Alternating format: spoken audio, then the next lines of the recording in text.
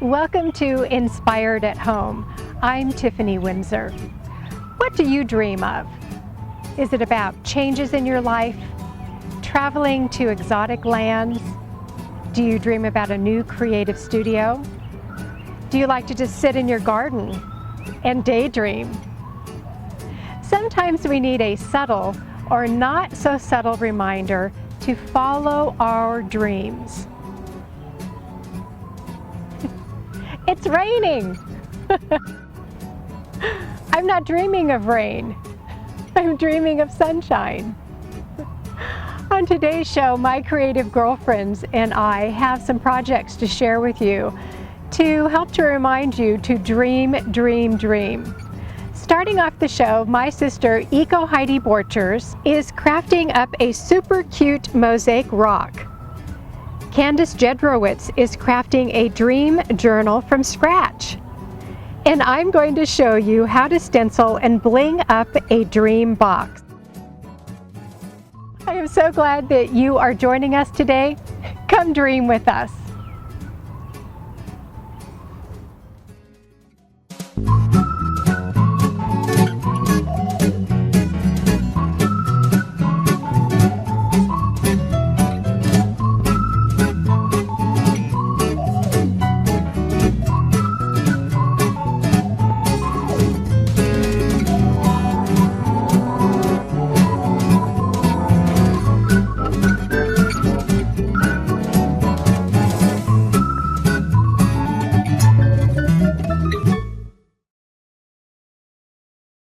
My sister Eco Heidi loves to mosaic on just about anything.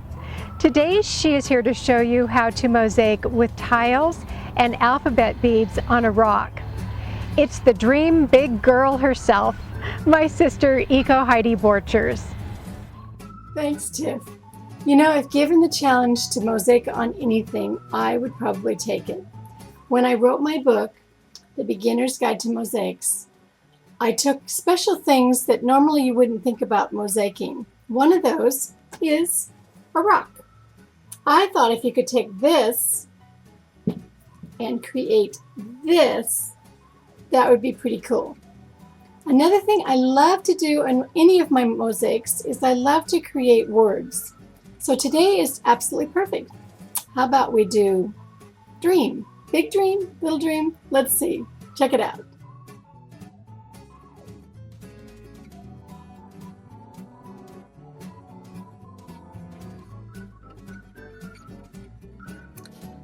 So I have my rock. I've already traced out my pattern with pencil, and I'm laying it out the way that I want it with just the basic features. These are just little plastic alphabet beads that you find in the bead section. And what I'm going to do is I just glue them down, put a little drop of glue on each one, glue it down.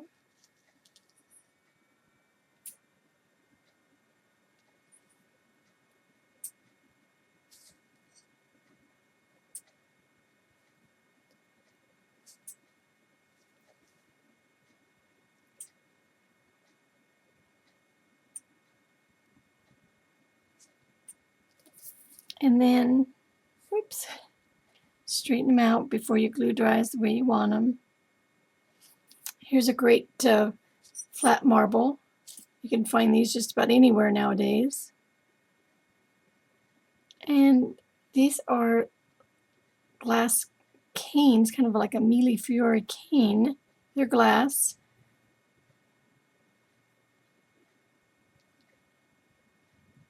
So there's all my basics.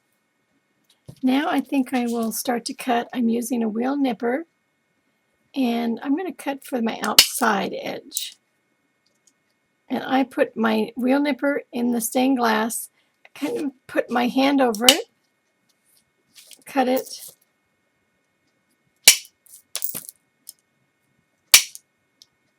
that way it doesn't go flying.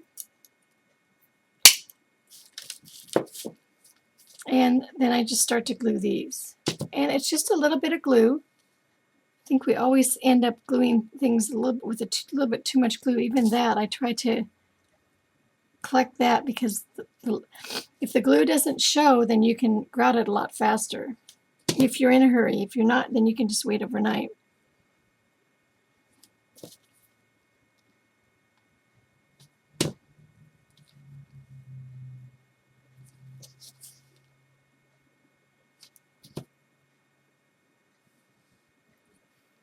So I'm going to continue to glue these pieces all on, and I'll be right back. And now, through the magic of video, my mosaic is all done. It's dry. I've put masking tape around the outside edge, leaving about 3/8 of an inch in between my mosaic and where I want my grout line. That way, when it's all done, I can pull off my tape and I have a really nice line around my mosaic. So let's start grouting. I've mixed my grout, and I like to make it kind of thick so that when I go to put water on it to clean it off, it's not going to take all of my grout off. And I am using the sanded grout, and this particular one is just white. Now remember that you have cut your edges, so be really careful. And you want to get it in all the spaces. And this part is just to get it into those spaces. Don't worry about any of the pieces.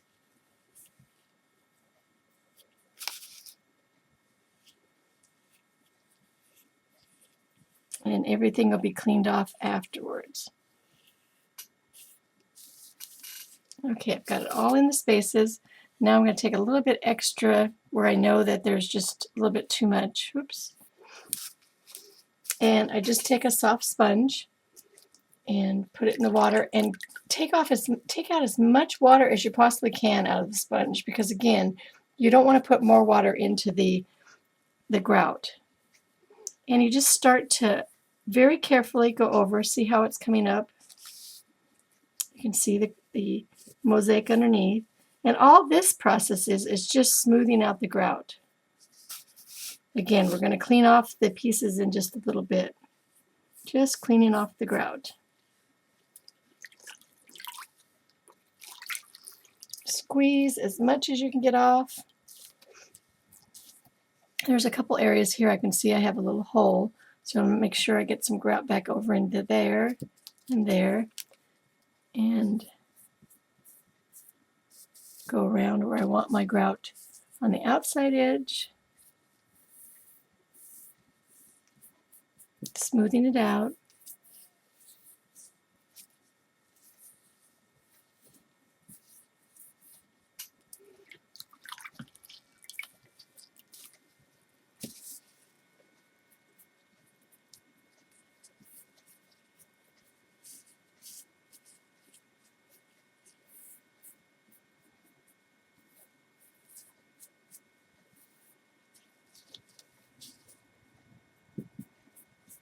And I think I've almost got what I want. And don't worry about your letters either, because we'll clean those up at the end too. So I'm going to let this sit just for a few minutes, and then I'll be right back and we'll take the tape off.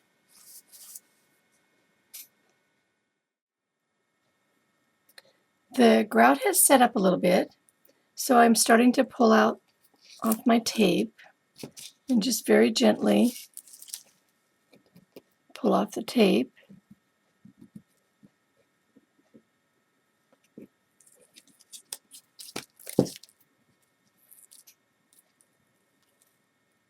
And even when it pulls some of it off, dip your finger into water and just go back over the edge to clean it up.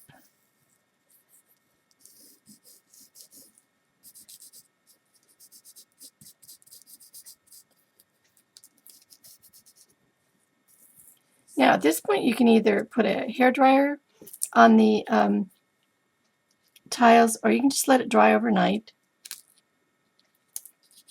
And all this film, when it's dry, you can take it off with a Q-tip and clean everything up.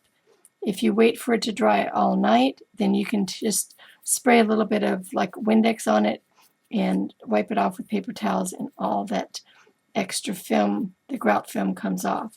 Now the The letters, if you dip your Q-tip into water and go over each letter to get the grout out, that works really good.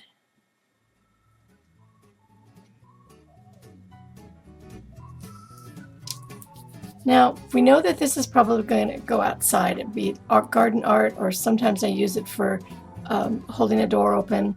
So what you're going to do when it's all dry, within about 48 hours, you're going to put a tile sealer on it and just put it on, let it dry, maybe put it on a couple times, and that'll seal it so it can go outside. Now here I have one that's already done, already cleaned up. Isn't this cool how it has on the rock it has this indentation? So that's all there is to it. Very super simple. Use things that you already have around the house. Use china and bits and pieces that you already have around the house, and be eco-friendly with it using what you have. And don't forget, be sure to dream big. Thanks, everyone.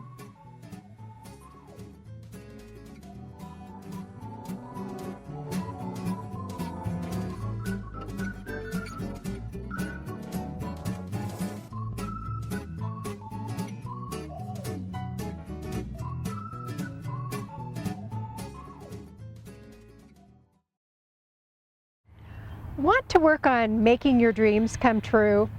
I found it's really helpful to journal your thoughts, ambitions, inspiration, and ideas. Candace Jedrowitz is here to show you how to create a dream journal from scratch. Thanks, Tiffany. Hi, everyone. Welcome back to my studio.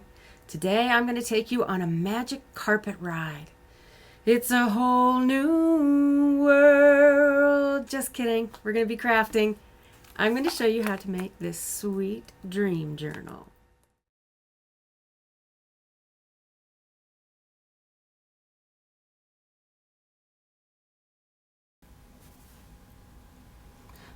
When I first started dreaming up this journal, my mind was picturing something that could be stitched together on one side, but also something that could be opened up and be able to fit a pen or pencil in. So this is my dream journal.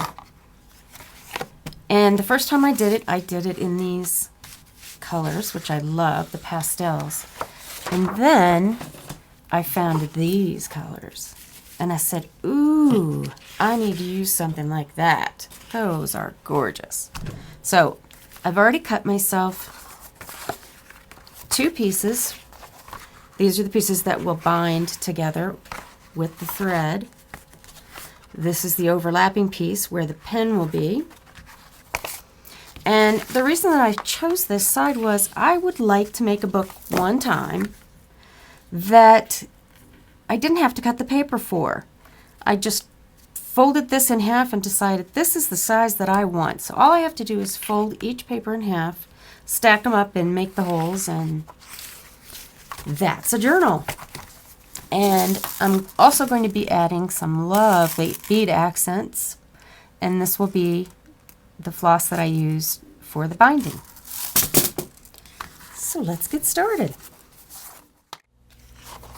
I've already glued around all of the edges of this piece, and now I'm going to put the inside in. And I just love the way that bird looks. I cut it so that that bird will show on the inside flap. So let's get that glued down.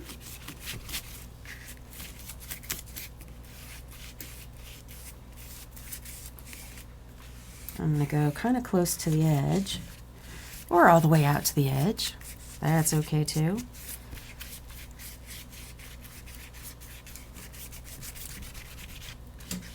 Okay, I think I have everything covered. And here we go. That looks pretty even to me. Right there. Now I'm going to press in and really secure the pen flap.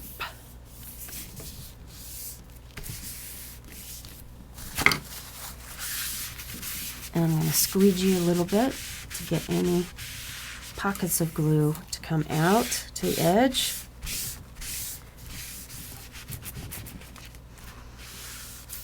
And I'm going to make sure that every outer edge of the inside paper is firmly sealed. And then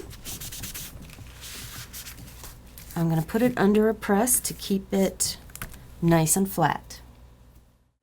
I used a ruler and a felt pen to mark where I wanted to make my holes, and I've punched those holes. This is the, right there, that's the punch I used. Not too big, not too small, just right. Okay, and here's how the book is going to open. Let's see, I want it to go this way. So I'm going to flip that over completely, line up the holes, make sure that they're matching up, and then I'm going to take a pencil and draw the holes for the next one. I think it's really important to use just the first set of holes that you cut out to mark every other one, because if one of them is off and you mark the next one from that one, that's going to be even more off. So when I go to mark the paper to cut the holes, I'll do the same thing. I will put the sheet of paper underneath, and I'll mark that and start punching. In order for the book to hold a pencil in my crease where I left a space in between the two boards, I cut 2 small pieces and folded them in half, small pieces of paper, and I measured them around the pencil. But some pens these days are thicker. They have the cushiony parts for comfort. So I'm going to estimate about that big. And I'm going to use just a dab of super thick tacky glue. Whoa, wrong side. There we go. To keep that on. And then I'm just going to give it a minute. Put some pressure on it,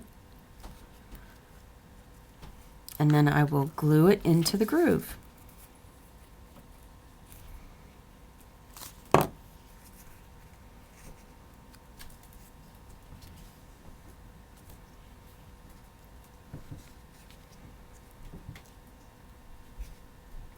Give it a minute. The fold goes up because you have less of a chance of catching a pen on it. And you could fold either side actually. This side is the double edge there, and that side is the fold. So I want to make sure that that goes up. All right, so let's put that aside. And we're almost ready to assemble. It's time to start putting the book together. You can see that I have punched all the holes in my white paper, and I have 2 wires that go all the way through to help me keep it lined up as I go. I've got a yard of embroidery floss that is threaded on both ends. And the idea is to lace it up like you would lace up your shoe. But I'm going to be adding beads every step of the way. Okay. We'll start with this one. I'm going to put 4 beads on. This needle has a very narrow eye so that this size bead can slide over it. But it also has a kind of a blunt end. Oh, that one's not going to go. And that's good because we don't want to tear the paper up. And pink. Okay. Now this one is coming from the bottom, so I'm going to go up to the next one and go down through.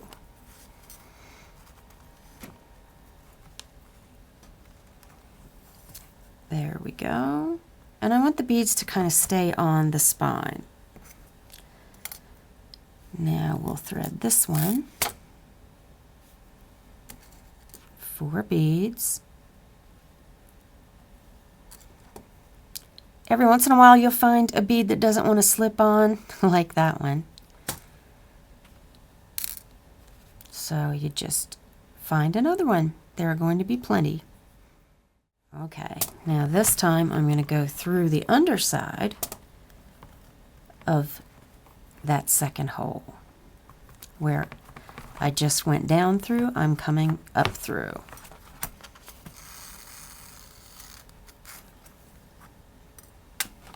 I'm going to see if I can show you. There's your first stitch. And then it's going to cross over again and cross over again, and I'll just keep on adding beads as I go. When I get up to the top, I'll tie it off, and then I'll show you how we finish. I've chosen some fabrics that I really like to decorate the front, and then I'm going to add some letters. This is just a piece of beautiful cotton that I snipped and then tore along all of the edges and pulled some more threads out so it'd be fringy. And I'm going to apply some glue to the back of that.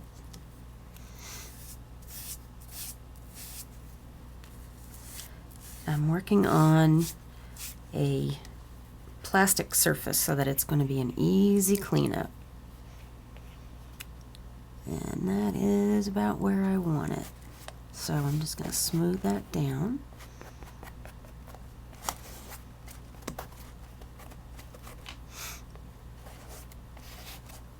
And go over the top of that.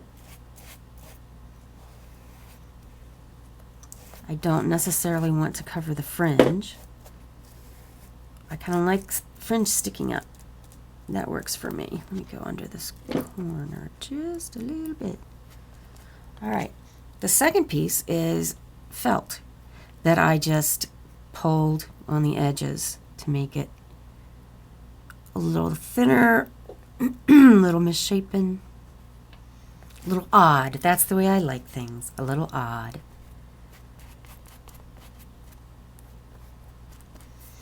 All right, now I'm going to place my letters.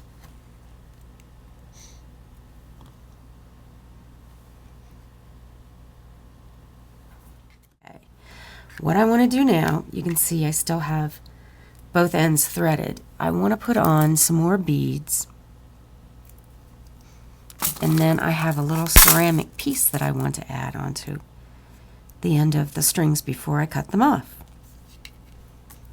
Here's something kind of exciting. I was using my heat tool to dry some glue over here, and all of a sudden I started getting this really cool effect with the felt. I'm going to see if I can get some more of that going on. Wow.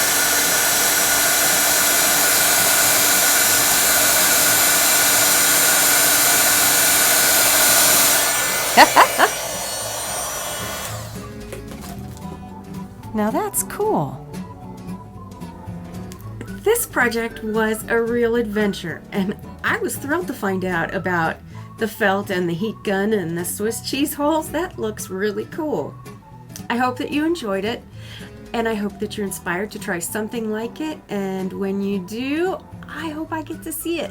You can email me with pictures and stories and whatever you want, Candace@cool2craft.com. And stay crafty, my friends.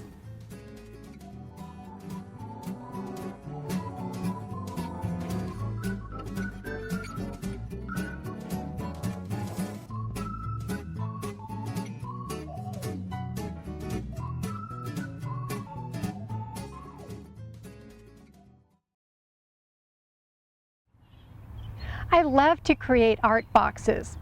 That's exactly what I did with today's project. What I do for the base is I stamp them, I paint them, and get them half ready for my creative projects.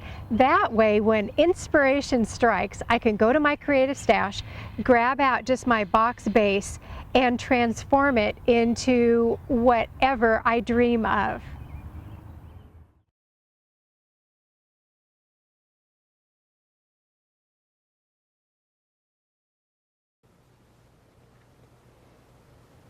For the base of my dream box, I am repurposing a box that I had stamped for a photo shoot that I did for Cool to Cast. So here's a picture of what this box looked like for my photo shoot. It originally was designed to actually, this lid would slip off, but it's totally painted shut now. So I had tucked it away in my craft stash, and I knew at some point I would do something with it. So I'm totally into repurposing and using up some of the pre-decorated boxes that I have in my craft studio. So that's the history of this box. Now I'm going to turn it into a dream box. What I did is I base coated it, and I used several different rubber stamps to decorate all around the box. I painted the back black because I want to stencil some lettering on it, and so rather than have it as busy as the sides, I went ahead and painted the back black. What I want to do is stencil my word onto the box. So I am using my Tulip multi-surface stencils, and they are sticky on the back, so they are self-adhesive. I'm going to turn this towards me so that I can be sure that I get this nice and somewhat straight. Actually, I'm not going to put these letters on completely straight. I want them to dance around just a little bit.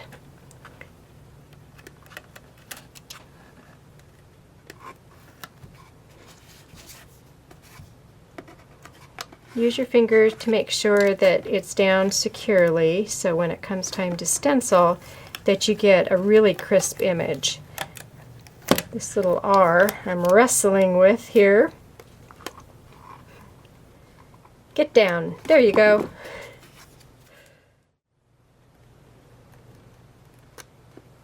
Hopefully I've measured this right, and all of these letters are going to fit. I hate that when that happens. When you get to the end and you don't have enough room for your last letter.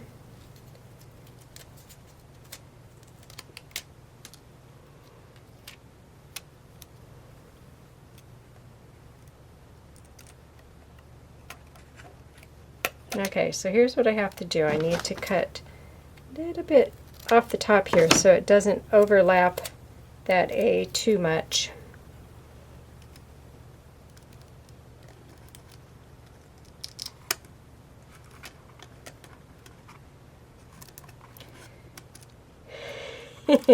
This is going to fit. I'm determined.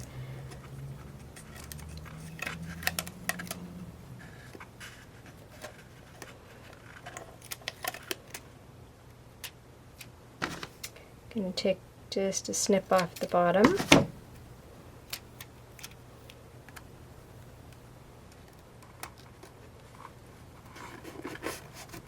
Okay.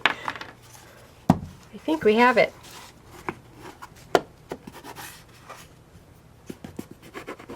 It's hard to see it.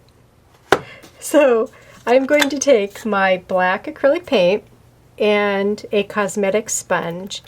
When you are stenciling, be sure that you have a piece of wax paper or another piece of paper to the side of your palette, or in my case this little plastic container, so that you can dab straight up and down. I am loading, just like when you load a brush, I am loading this cosmetic sponge, and I want to take as much excess gooey paint off but still have enough that it's going to stencil cleanly.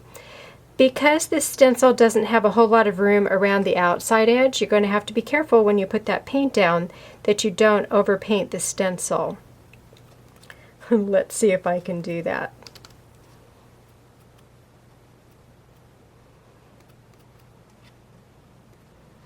I'm going to have my wet wipe ready just in case I over stencil.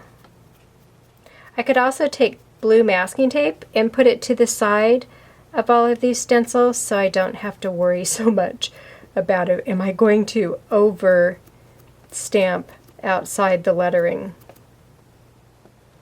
Also remember, when you stencil, you don't have to fill in every single space of your surface with paint.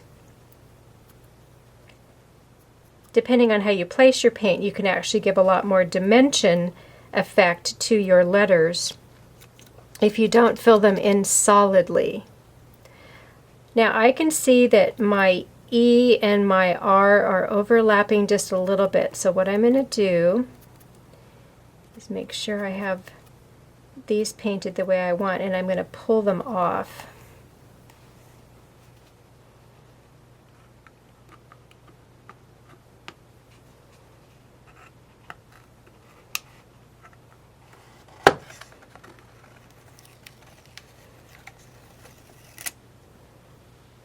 And I like to have a piece of shrink plastic close by so that I can put these sticky back stencils back on to that piece of plastic so that I can preserve the stickiness for the next time. See, there's where that was overlapping there, and I want to make sure that I get the full E. Loading up my sponge again.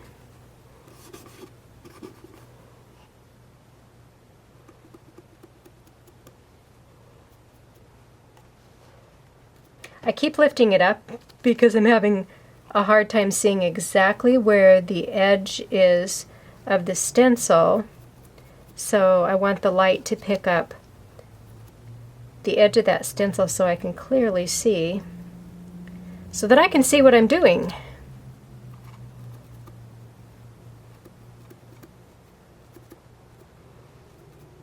This is so cool. I love my dream box is coming to life.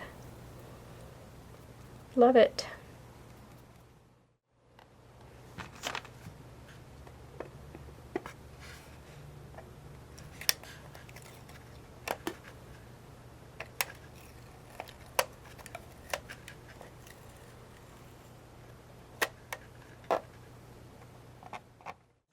So there you can see I have Dream. And what I want to do is set this aside to dry while I'm working on the feet for my box. I shared this technique in the show where, it was the Blooms and Birds show where I was making my funky feet for my art boxes. These are just floor tiles. Let me get some of this paint off my hand. These are floor tiles that you actually purchase at a home improvement store, and they usually come 12 by 12 and they're on a mesh. What's left on here when you pull them off that mesh it's the glue. It's like a spacer glue, and it's really hard to get off. So my sister Candace sells these at her mosaic studio, and so I just leave them on for my funky little feet for my art boxes, and just let those little pieces hang out there. So decide how tall you want your box to stand off your tabletop, and you might want to put 6 or so glued together. Then I like to put a flat back marble, which will end up actually being the bottom of the box. So I'm going to glue all these together stacked, and this flat back marble is going to be the very bottom. So grab your glue,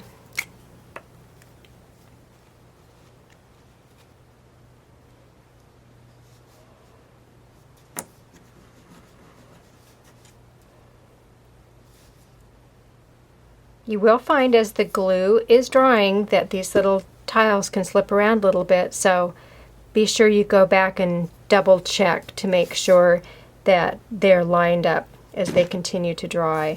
So again, I would add maybe 3 more to do a stack of 6 or so, and let them dry overnight.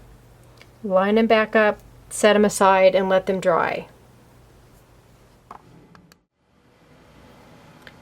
Here are the funky feet on the bottom of my Dream box, and as I just mentioned, I've stacked 6 together with the flat back marble on the bottom so that my box can stand, and it adds I don't know, just some more fun color and texture and design and playfulness. The next thing I want to do is I stepped into my bling box, and I want to add a little bit of bling in the corner, and I have the metal embellishments, and what I want to do on this is paint it black, and then I'll sand it back just a little bit. It would be cool to patina these also. You could use all sorts of different colors. I just use my sponge to paint, let that first coat dry, and come back with a second coat until your embellishments are completely coated with the paint. So let that dry, and then we're going to come back and sand. The paint on my leaves is now dry. So the next step is to just lightly sand it.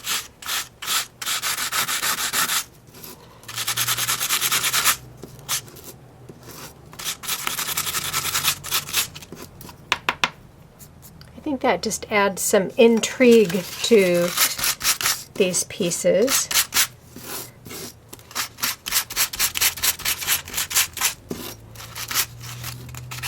So you can pull back as much or as little of that black paint as you'd like to.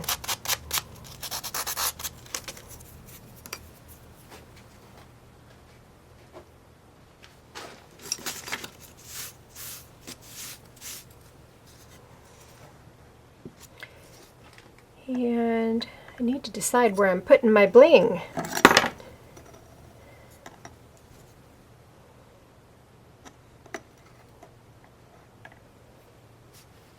I want everything right in the corner here, so let's see where this is going to actually touch the surface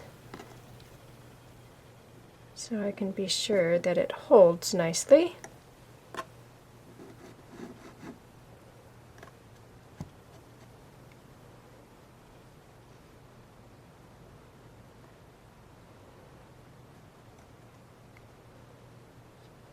This is an instant jewelry and metal glue, so this should hold pretty quickly. You can see that it's going to touch there and right in here. I do want to move this one up just a little bit. I want this to set undisturbed, so that everything will hold right in place. That glue's already starting to hold. What I was trying to do is move it so I'm not blocking too much of that D. So let this dry completely.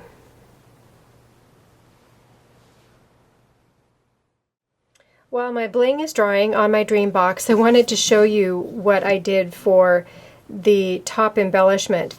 These are plaster pieces that I actually found at the dollar store, and they are so cool.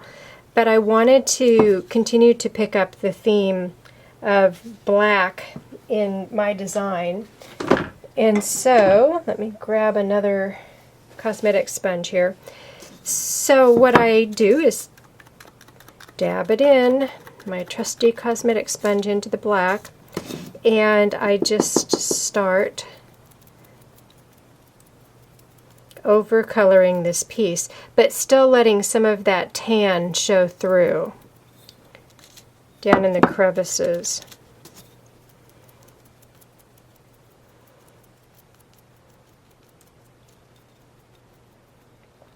And then what you will have when you're finished is a piece that looks like this.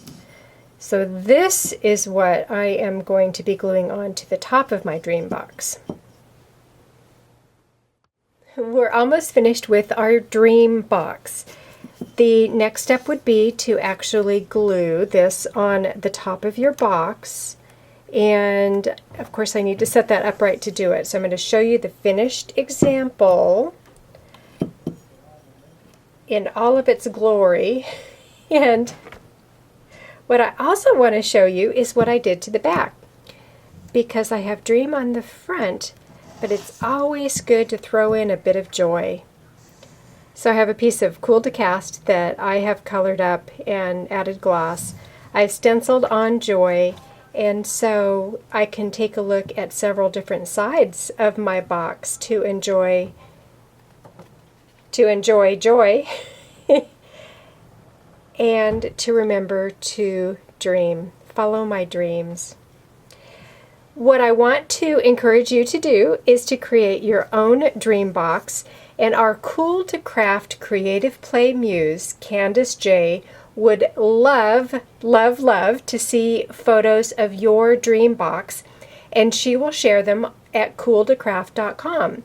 So send your dream box photos to Candace at cooltocraft.com.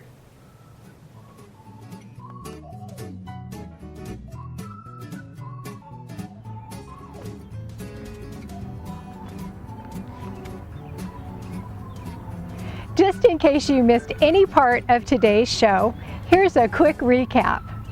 Eco Heidi Borchers crafted up a super cool mosaic rock, reminding you to dream big.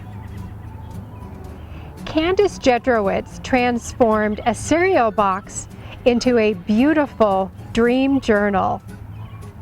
And I showed you how to stencil and bling up a dream box. I'd like to invite you to drop by the Cool to Craft Facebook fan page and leave your comment about today's show. We love to hear from you. Thank you for joining us for today's Inspired at Home. Get creative, get inspired, be cool, and dream big. Bye.